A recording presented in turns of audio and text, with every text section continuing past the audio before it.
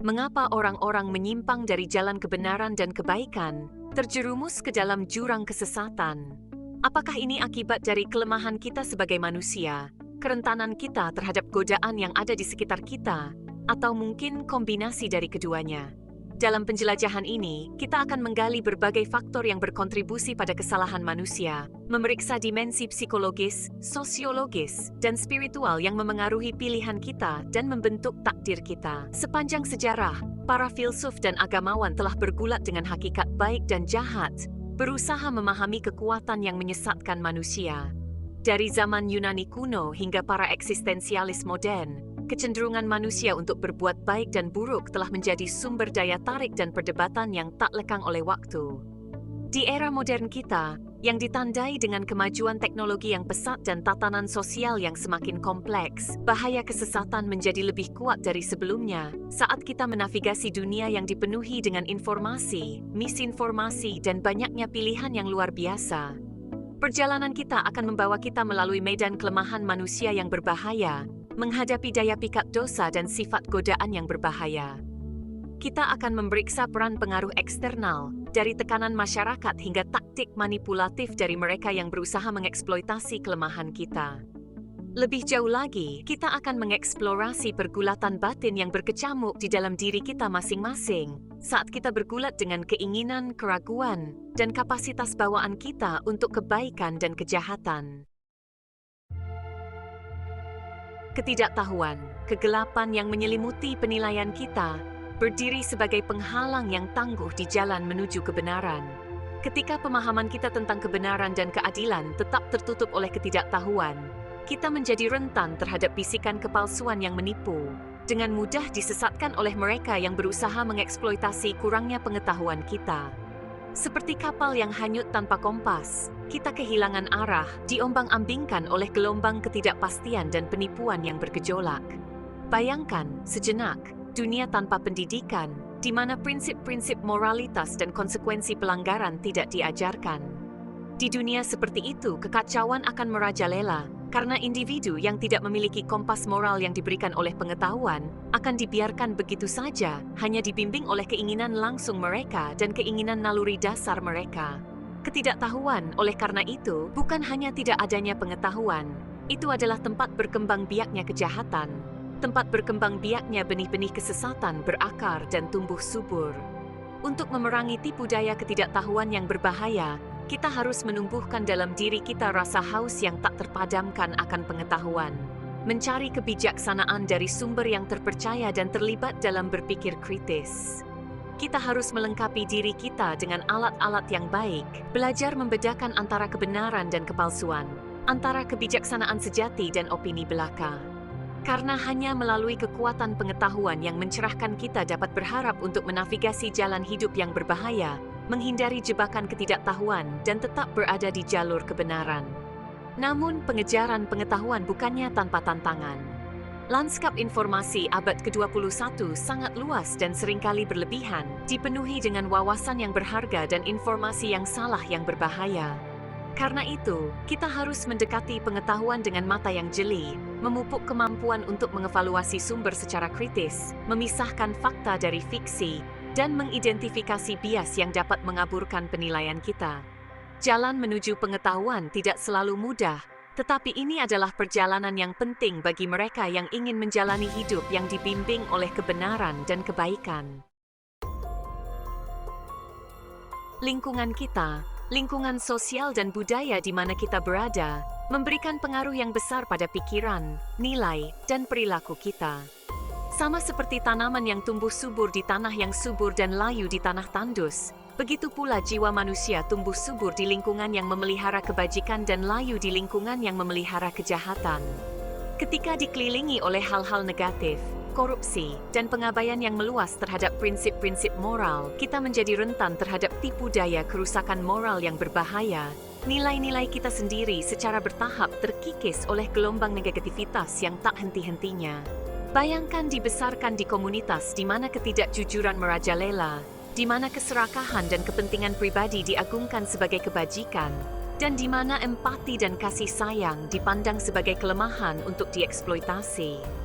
Dalam lingkungan seperti itu, sangat mudah bagi nilai-nilai yang menyimpang ini untuk meresap ke dalam jiwa kita sendiri. Secara bertahap mengubah persepsi kita tentang benar dan salah. Kita mungkin menemukan diri kita membenarkan perilaku tidak etis, merasionalisasi pelanggaran kita sendiri, dan secara bertahap menjadi tidak peka terhadap penderitaan orang lain. Pengaruh lingkungan kita melampaui lingkungan sekitar kita, meliputi media yang kita konsumsi, komunitas online yang kita ikuti, dan narasi budaya yang lebih luas yang membentuk pandangan dunia kita. Di era media sosial dan konektivitas instan, kita terus-menerus dibombardir dengan gambar, ide, dan nilai yang dapat mengangkat atau merusak jiwa kita.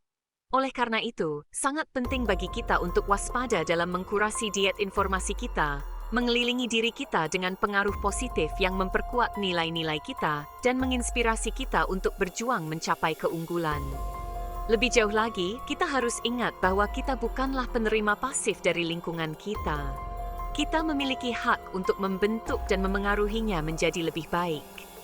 Dengan mewujudkan kebajikan dalam hidup kita sendiri, dengan mengadvokasi keadilan dan kasih sayang, dan dengan menantang norma-norma yang berbahaya, kita dapat berkontribusi pada penciptaan masyarakat yang lebih etis dan penuh kasih sayang, di mana generasi mendatang dipelihara dalam lingkungan yang mendorong kebenaran dan mencegah kesesatan.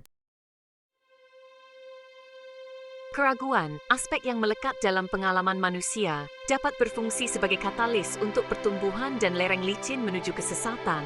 Ketika kita membiarkan keraguan menguasai kita, untuk tumbuh dan berkembang biak tanpa terkendali, itu dapat mengikis iman kita, merusak nilai-nilai kita, dan membuat kita rentan terhadap daya pikat janji-janji palsu dan ideologi yang menipu. Seperti retakan pada fondasi, keraguan, jika dibiarkan, dapat melemahkan tekad kita, membuat kita rentan terhadap bisikan-bisikan menggoda dari mereka yang berusaha menyesatkan kita. Pikiran manusia terprogram untuk mencari koherensi dan makna di dunia yang seringkali dicirikan oleh ambiguitas dan ketidakpastian. Ketika dihadapkan pada informasi yang menantang keyakinan kita yang ada, wajar untuk mengalami keraguan. Keraguan ini, ketika didekati secara konstruktif, dapat mengarahkan kita untuk terlibat dalam refleksi diri yang kritis, untuk memeriksa kembali asumsi kita, dan untuk muncul dengan pemahaman yang lebih bernuansa dan terinformasi tentang diri kita sendiri dan dunia di sekitar kita. Namun, keraguan juga bisa dieksploitasi oleh mereka yang ingin memanipulasi dan mengontrol. Para propagandis, pemimpin sekte, dan penyebar kepalsuan lainnya memahami kekuatan keraguan, dan mereka seringkali menggunakan taktik canggih yang dirancang untuk menabur perselisihan, untuk memperkuat ketidakpastian yang ada, dan untuk menampilkan diri mereka sebagai satu-satunya pemilik kebenaran. Mereka memangsa ketakutan kita, rasa tidak aman kita, dan kerinduan kita akan kepastian, menawarkan jawaban yang sederhana untuk pertanyaan yang kompleks dan menjanjikan penghiburan di dunia yang seringkali dianggap kacau dan tidak kenal ampun.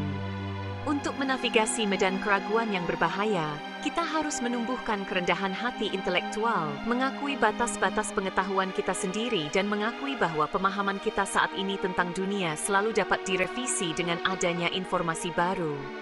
Kita harus bersedia untuk terlibat dalam dialog yang saling menghormati dengan mereka yang memiliki sudut pandang yang berbeda, berusaha untuk memahami perspektif mereka, bahkan saat kita menantang asumsi mereka. Selain itu, kita harus berusaha untuk mendasarkan keyakinan kita pada bukti dan akal, sambil tetap terbuka terhadap kemungkinan bahwa pemahaman kita saat ini mungkin tidak lengkap. Pengaruh orang jahat, mereka yang telah meninggalkan kebajikan dan menganut kejahatan sebagai cara hidup, merupakan ancaman terus-menerus bagi integritas moral kita. Seperti ular yang mengintai dalam bayangan, mereka berusaha untuk memikat kita menjauh dari jalan kebenaran, menggoda kita dengan janji-janji kesenangan, kekuasaan, atau kelepasan dari beban tanggung jawab. Taktik mereka seringkali halus, motif mereka disamarkan di balik polesan pesona dan karisma, membuat mereka semakin berbahaya bagi yang tidak menaruh curiga. Sepanjang sejarah, banyak sekali orang yang menyerah pada pengaruh korup dari tekanan teman sebaya yang negatif, menemukan diri mereka terjebak dalam jaring manipulasi dan penipuan. Keinginan untuk menyesuaikan diri, untuk mendapatkan persetujuan dari orang yang kita kagumi atau iri, dapat mengaburkan penilaian kita, membuat kita membuat pilihan yang bertentangan dengan nilai-nilai kita. Kita mungkin menemukan diri kita mengkompromikan etika kita, terlibat dalam perilaku berbahaya, atau tetap diam dalam menghadapi ketidakadilan.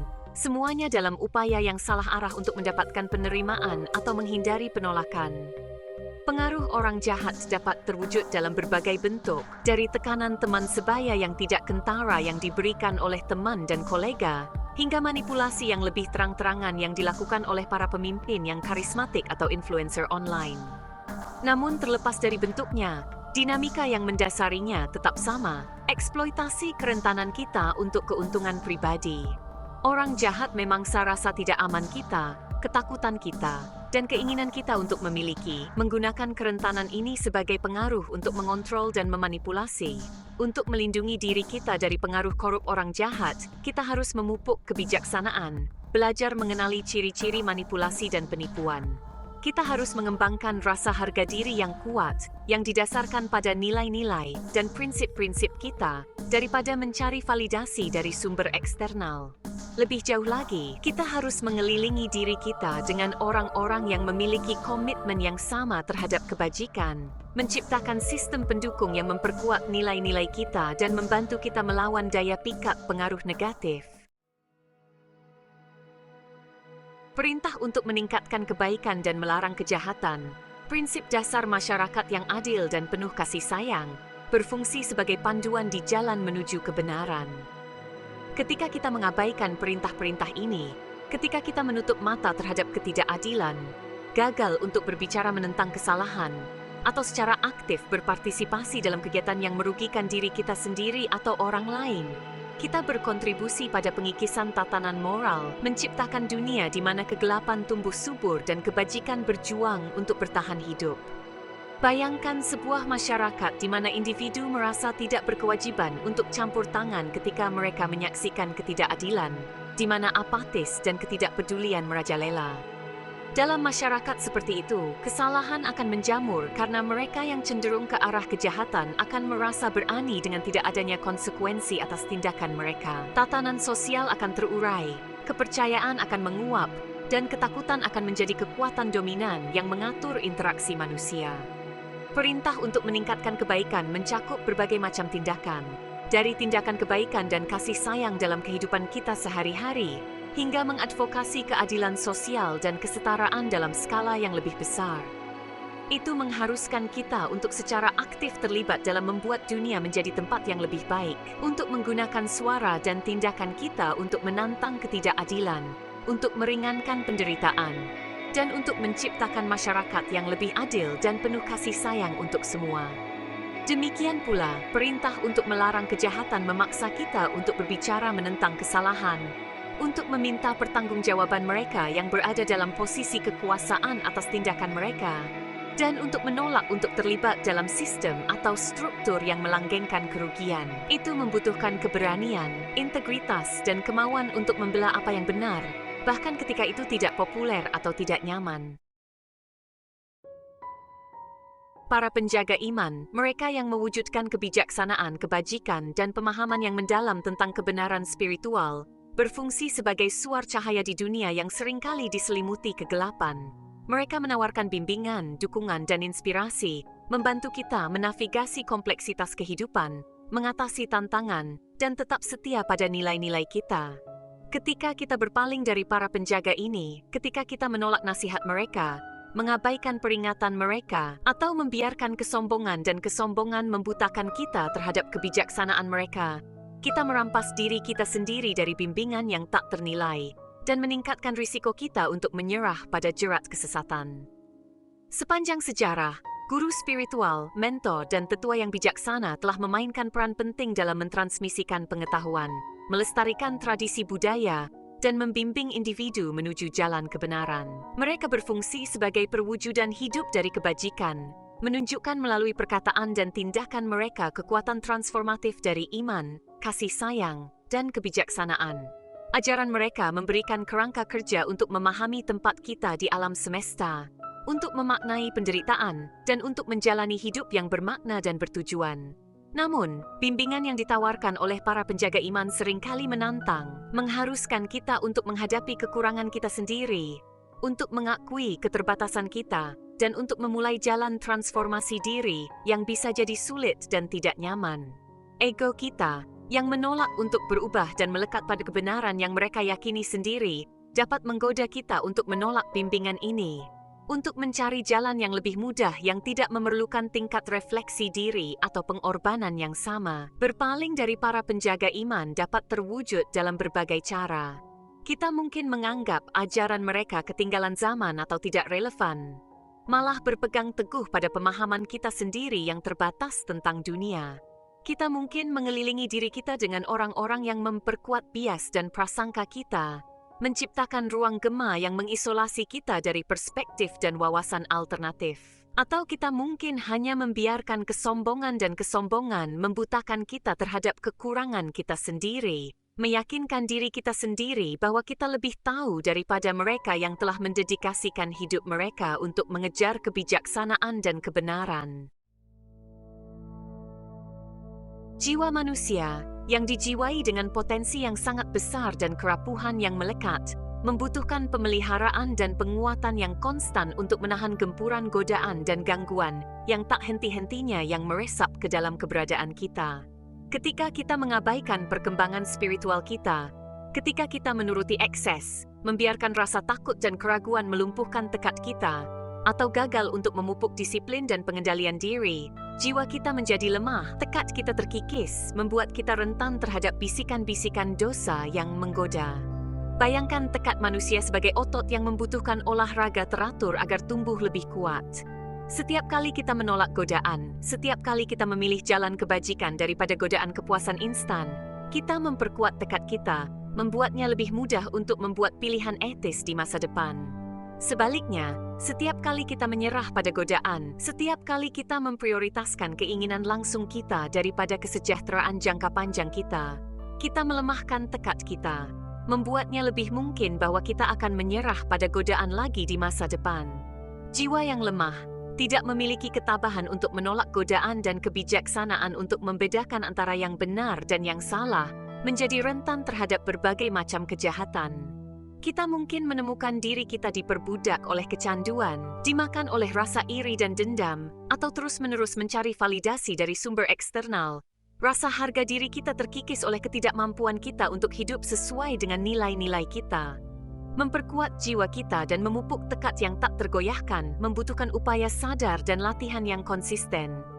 Ini melibatkan dalam praktik spiritual yang memelihara hubungan kita dengan yang ilahi, seperti doa, meditasi, atau tindakan pelayanan tanpa pamrih. Itu juga mengharuskan kita untuk memperhatikan pikiran yang kita masukkan, teman yang kita jaga, dan lingkungan tempat kita mengekspos diri kita sendiri, memastikan bahwa pengaruh ini kondusif untuk pertumbuhan spiritual kita. Imajinasi manusia, bidang kreativitas dan kemungkinan yang tak terbatas, dapat berfungsi sebagai sumber inspirasi dan jebakan pelarian. Sementara melamun dan berfantasi dapat memberikan istirahat sementara dari tantangan kehidupan sehari-hari, kesenangan yang berlebihan dalam kegiatan ini dapat menyebabkan keterputusan yang berbahaya dari kenyataan, menyebabkan kita kehilangan pandangan akan tujuan kita, mengabaikan tanggung jawab kita, dan gagal mempersiapkan diri untuk keniscayaan kematian dan kehidupan setelah mati. Bayangkan seorang individu yang menghabiskan hari-harinya tersesat dalam fantasi yang rumit, membangun istana yang rumit di langit sambil mengabaikan kewajiban duniawi mereka. Rumah mereka mungkin rusak, hubungan mereka mungkin layu karena kurangnya perhatian, dan potensi mereka mungkin tetap tidak terpenuhi. Semua karena mereka terlalu sibuk dengan dunia imajiner mereka untuk terlibat dengan kenyataan di sekitar mereka. Daya pikat fantasi terletak pada kemampuannya untuk memberi kita pengalaman dan emosi yang mungkin kurang dalam kehidupan kita sehari-hari. Kita dapat melarikan diri ke dunia ciptaan kita sendiri, mengambil identitas yang menurut kita lebih menarik, dan menuruti fantasi tentang kekuasaan, kekayaan, atau romansa yang mungkin tidak dapat dicapai dalam kehidupan nyata kita. Namun, ketika fantasi ini menghabiskan segalanya, ketika mereka mulai diutamakan daripada tanggung jawab dan hubungan dunia nyata kita, mereka berhenti menjadi pengalih perhatian yang tidak berbahaya dan menjadi merugikan kesejahteraan kita. Lebih jauh lagi, terlalu memikirkan fantasi dapat mengalihkan kita dari realitas kematian kita sendiri. Kematian, aspek yang tak terhindarkan dari pengalaman manusia, seringkali dihindari dalam pikiran dan percakapan kita, diturunkan ke ranah tabu dan tidak nyaman. Penghindaran ini, bagaimanapun, tidak meniadakan realitas kematian, dan mengabaikan untuk merenungkan kematian kita sendiri dapat menyebabkan kehidupan yang dijalani tanpa urgensi, tujuan, atau rasa tanggung jawab atas tindakan kita. Pengaruh setan, kekuatan jahat yang berusaha untuk menggoda manusia menuju kesalahan dan kesesatan, adalah kehadiran yang meresap dalam pengalaman manusia. Seringkali digambarkan sebagai penipu yang licik, ahli penyamaran. Setan memangsa kerentanan kita, memperkuat keinginan, dan mengeksploitasi kelemahan kita untuk menyesatkan kita dari jalan kebenaran. Konsep setan, meskipun sering dipersonifikasikan dalam teks-teks dan tradisi keagamaan, juga dapat dipahami sebagai representasi metaforis dari impuls-impuls gelap yang berada di dalam jiwa manusia. Dorongan-dorongan ini, yang didorong oleh keegoisan, keserakahan, iri hati, dan nafsu, menggoda kita untuk memprioritaskan keinginan langsung kita daripada kesejahteraan jangka panjang kita, yang seringkali mengarah pada tindakan yang kemudian kita sesali. Taktik setan sama beragamnya dengan individu yang ingin dia jerat. Dia mungkin menggoda kita dengan janji-janji kekayaan, kekuasaan, atau kesenangan, menarik keinginan kita akan harta benda, status sosial, atau kepuasan sensual. Dia mungkin mengeksploitasi rasa tidak aman kita, membisikkan keraguan tentang kelayakan kita, kemampuan kita, atau validitas keyakinan kita, berusaha untuk merusak kepercayaan diri kita dan membuat kita putus asa. Atau dia mungkin menarik kesombongan kita, menggoda kita dengan kesombongan, pembenaran diri, atau keyakinan bahwa kita berada di atas aturan yang mengatur orang lain. Melindungi diri kita dari pengaruh setan yang berbahaya membutuhkan kewaspadaan, kebijaksanaan, dan pemahaman yang mendalam tentang kerentanan kita sendiri. Kita harus memperhatikan pikiran yang kita masukkan, menyadari bahwa tidak setiap pikiran yang masuk ke dalam pikiran kita berasal dari dalam diri kita sendiri. Kita harus memupuk kerendahan hati, mengakui kesalahan kita sendiri, dan mengakui bahwa kita semua rentan terhadap godaan. Kesombongan dan keangkuhan, racun berbahaya yang meracuni jiwa manusia, berdiri sebagai penghalang yang tangguh di jalan menuju kebenaran. Ketika kita membiarkan kejahatan ini berakar di dalam hati kita, mereka membutakan kita terhadap kekurangan kita sendiri, membuat kita tuli terhadap nasihat orang lain, dan membuat kita percaya bahwa kita entah bagaimana berada di atas hukum moralitas dan akuntabilitas universal. Seperti Ikarus yang terbang terlalu dekat dengan matahari, mereka yang menyerah pada kesombongan dan keangkuhan mengambil risiko kejatuhan yang dahsyat dari anugerah. Sayap kesombongan mereka dilelehkan oleh panasnya keegoisan mereka sendiri.